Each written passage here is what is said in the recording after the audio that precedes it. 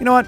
I'm feeling in the mood for a fight. How about a drink that's going to kick me in the ass and kick me in the teeth a little bit at the same time? For this, we're going to start with some Irish whiskey, along with some cherry liqueur, a bit of orange dry, and a Red Bull. As always, we use a shot glass to measure, and be sure that your shot glass is on a heading of 245.1. Oh, and of course, please, drink responsibly.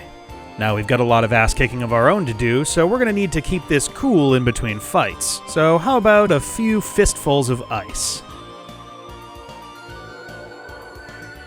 Just get it all in there.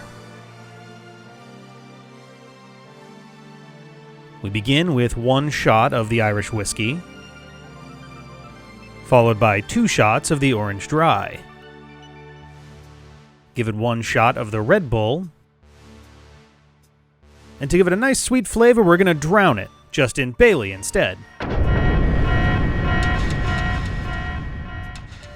On second thought, never mind. Grab yourself the cherry liqueur and pour half a shot to give it a nice deep orange color. And there you have it, the screw attack. Sláinte. Get out there and kick some ass.